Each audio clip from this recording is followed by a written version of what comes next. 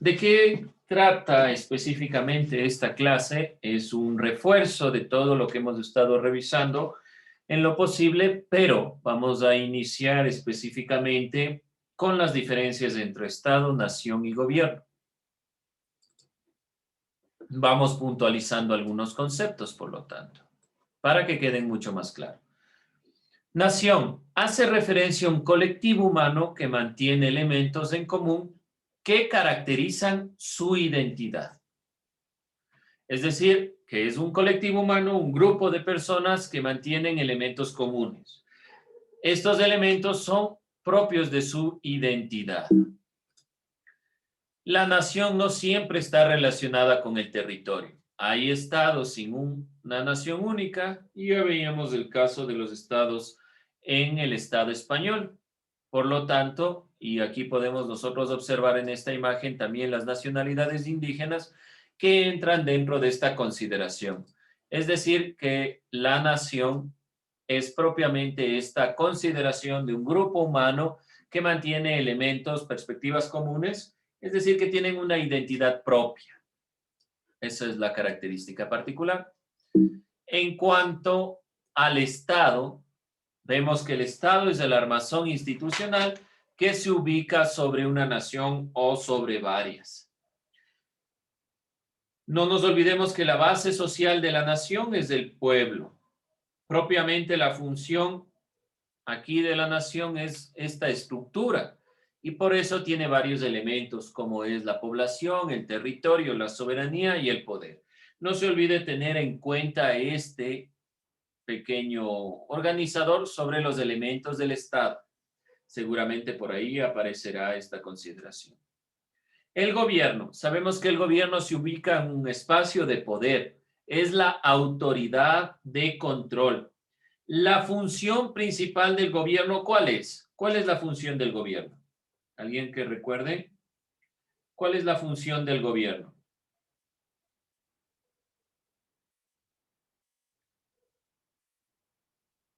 ¿Cuál es la función del gobierno? ¿Qué función tiene el gobierno?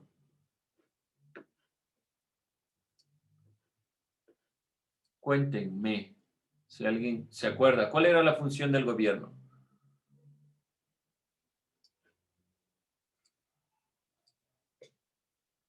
Controla. El control está directamente encaminado desde el Estado, es quien organiza y controla. Pero la función del gobierno frente al Estado, ¿cuál es su función? ¿Alguien más? ¿Otra idea? Díganlo, por favor, jóvenes. ¿Organizar el poder? Organizar el poder, no, pero tiene alguna de estas ideas. Hay algo ahí. ¿Alguien más?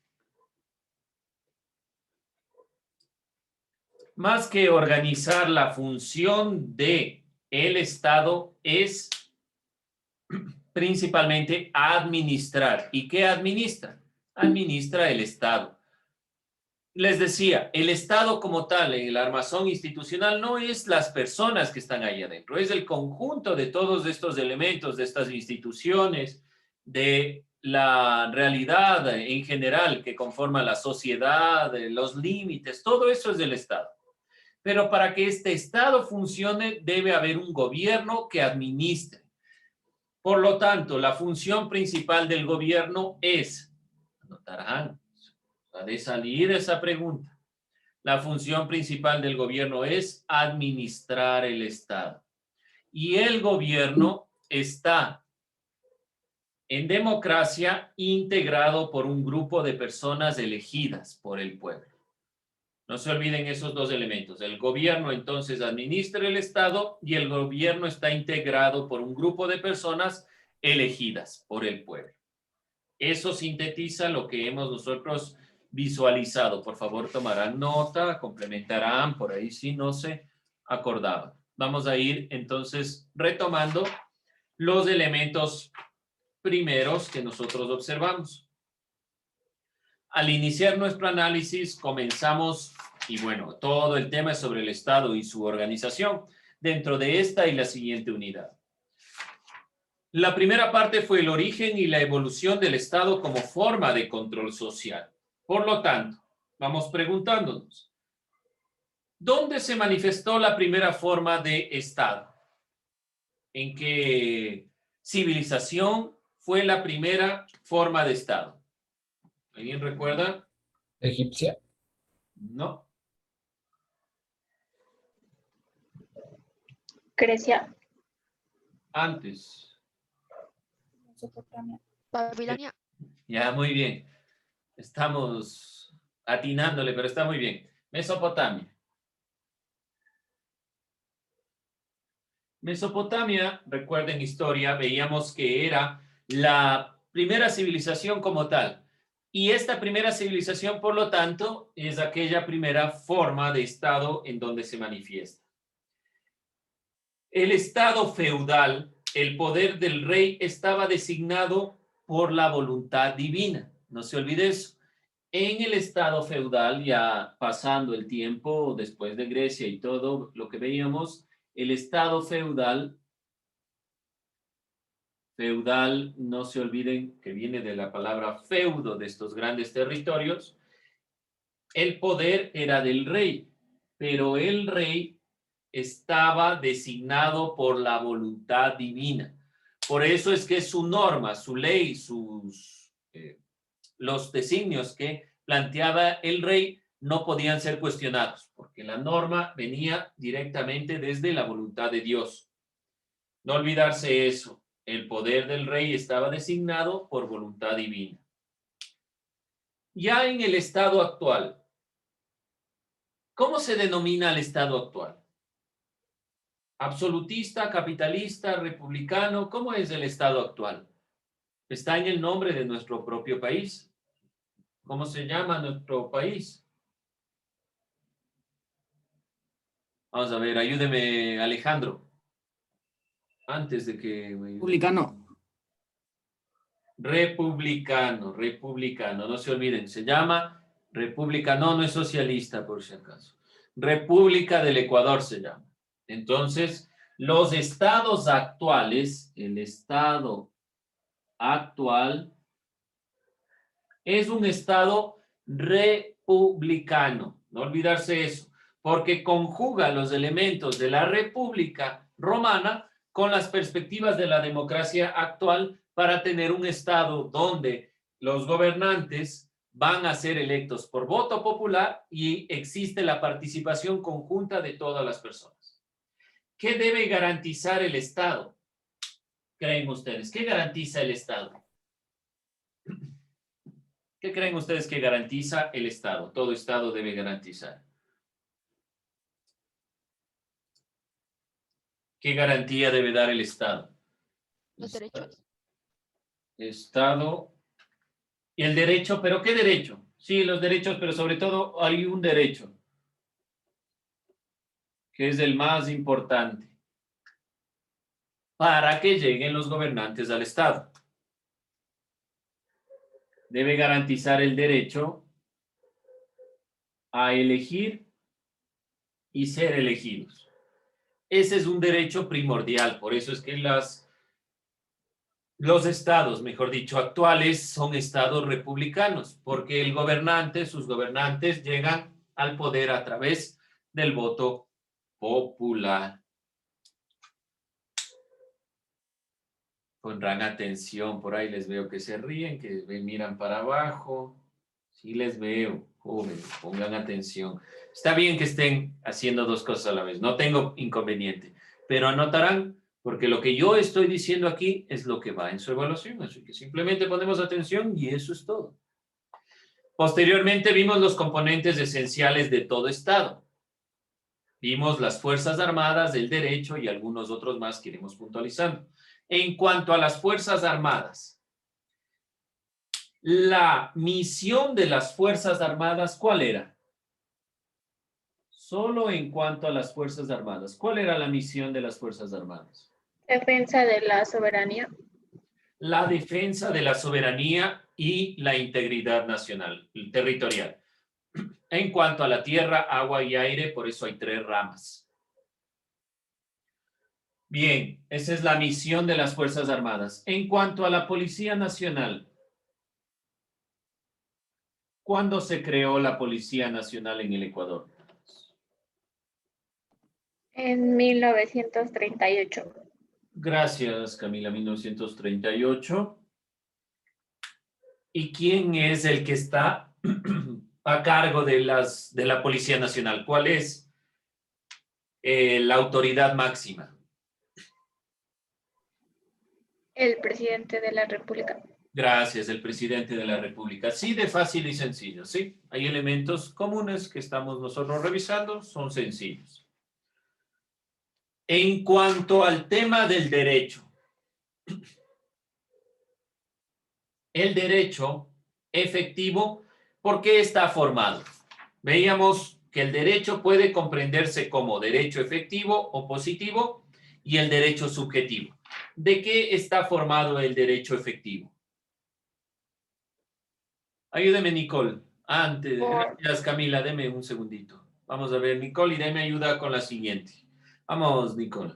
¿De qué está formado el derecho efectivo? De dinero, porque es efectivo. No. ¿De qué está formado el derecho efectivo? No ha de estar en el techo. En su cuaderno búsquele. No es de memoria. Búsquele en su cuaderno. No estamos trabajando de memoria.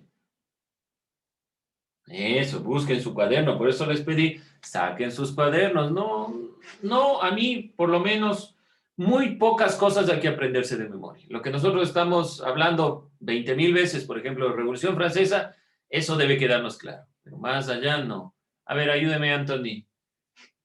Ya, está formado por las leyes, normativas, reglamentos y resoluciones creadas por el Estado. Perfecto. Eso es todo. Está conformado por las leyes, las normas. El derecho efectivo es el que afecta a todos en la normativa. Y ahora sí vamos, Nicole, ya que por ahí estaba el derecho efectivo, vamos con el derecho público. ¿Qué ordena el derecho público?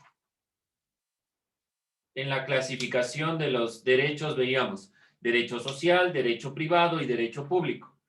¿De qué se trata el derecho público? Chan, chan, chan. El público es el que da a todos, o te da a todos los ciudadanos. Su misma tajada. ¿Datos qué? ¿Qué tiene que ver el derecho público?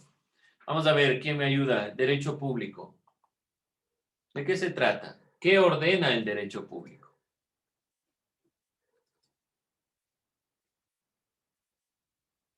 ¿Alguien? ¿Alguna idea? ¿Qué ordena el derecho público? No se olvide, vamos a ir puntualizando esto. Veíamos que el derecho se clasifica... Perdón, Romy. Vamos, Romy. Creo que el derecho público es el que hace las órdenes para que el Estado y las personas estén en acuerdo. Ya, muy bien. Es aquel que ordena las relaciones entre los órganos de poder, lo público y lo privado. Es la relación entre los individuos y los órganos de poder. Eso ordena. Gracias, Romy. Eso es. En cuanto al derecho social, propiamente, vamos a ir determinando. El derecho se clasificaba en social, privado y público. El privado son las relaciones personales, lo que es propio nuestro. El social son las normas que garantizan la convivencia. Y el público ordena las relaciones entre los órganos de poder y los individuos. Bien. Ahora vamos con la consideración. Bueno, ya les he dicho, el derecho social que garantiza las normas de convivencia social. No se olvide, el derecho social garantiza las normas de convivencia social. Otra cosa que no hay que olvidarse. ¿Cuál es la máxima ley del Estado ecuatoriano? ¿Cuál es la máxima ley del Estado ecuatoriano? La Constitución. La Constitución, perfecto. ¿Y la Constitución de qué año? ¿Cuál es la última Constitución? 2008. 2008, muy bien. Entonces, La Constitución de 2008 es la máxima ley del Estado ecuatoriano. Bien, posteriormente estuvimos hablando de los tribunales de justicia y de la burocracia. Tomando en consideración qué era la desconcentración del poder. ¿Alguien recuerda? Poder desconcentrado. ¿Alguien se acuerda qué era el poder desconcentrado?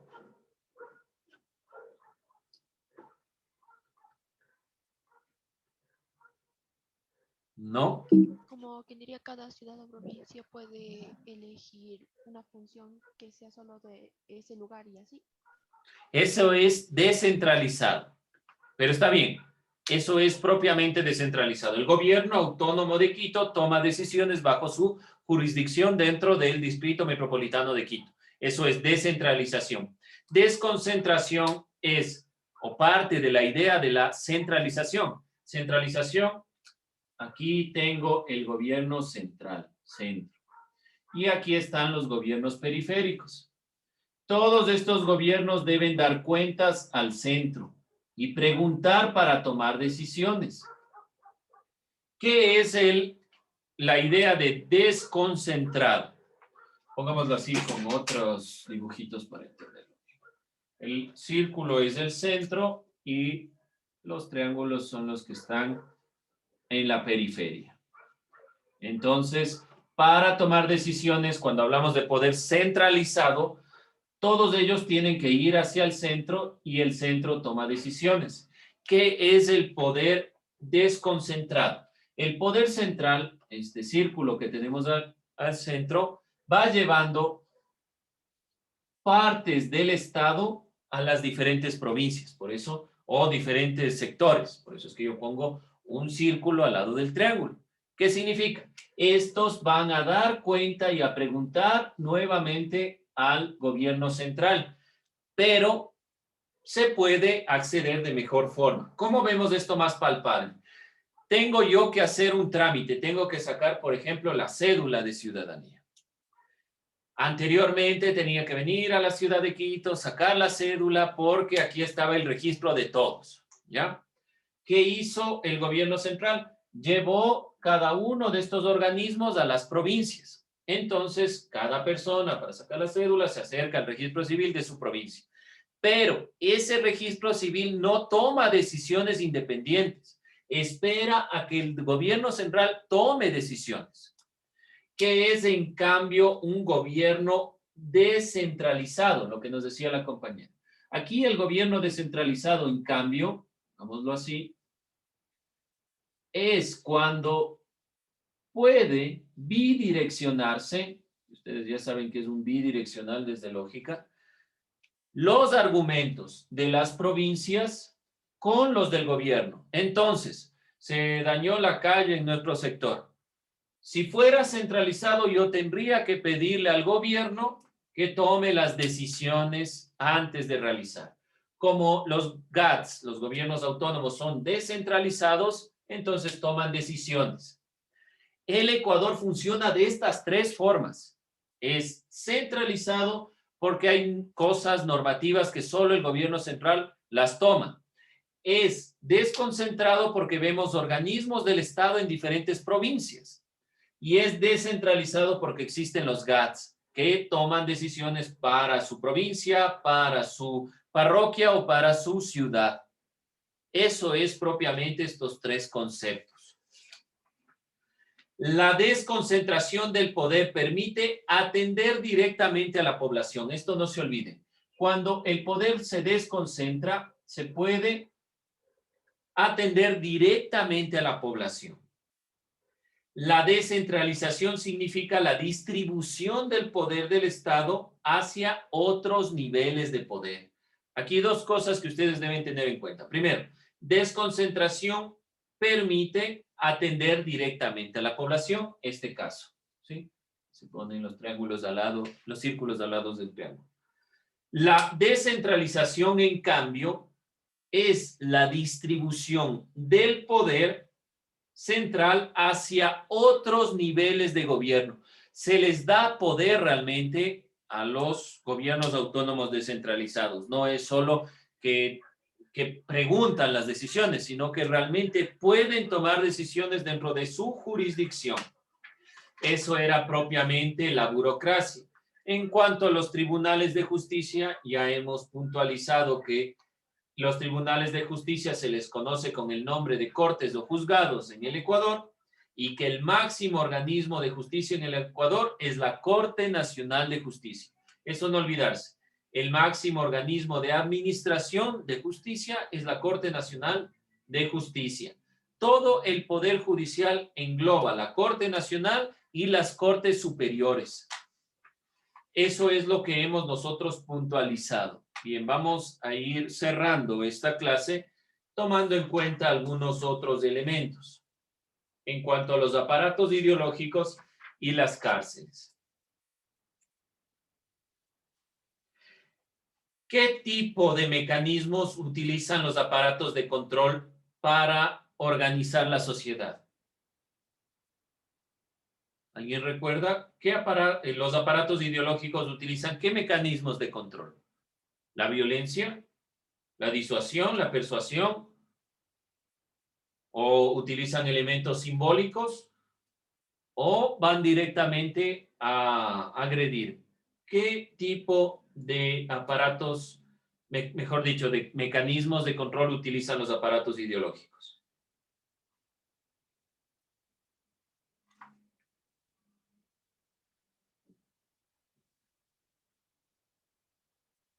¿No? ¿Ideas?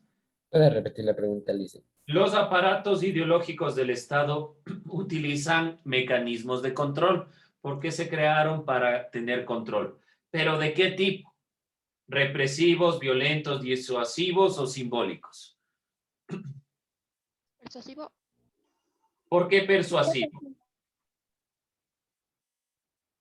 Persuasivo, Para que todo el mundo se cumpla como que la ley y no vaya por encima de ella. Dicen, sí, dígame, Romy. creo que es disuasivos. Disuasivos, ¿por qué? ¿Van a la violencia los aparatos ideológicos? Disuasivo es, por ejemplo, como la Policía Nacional. Usted está incumpliendo la ley, le disuade para que no haga eso. La arresta o qué sé yo. En cambio, los aparatos ideológicos, ¿qué era un aparato ideológico? Partamos de ahí. ¿Qué era un aparato ideológico? ¿Algún ejemplo de aparato ideológico? Con eso vamos a ir terminando. La familia. La familia, por ejemplo. La familia, los partidos políticos, la religión, la educación. Entonces, principalmente, el mecanismo de control que utilizan es el simbólico. Porque ¿cómo nos persuade la religión, por ejemplo? No solo nos dice son buenos y malos y si usted incumple va al infierno, eso es simbólico.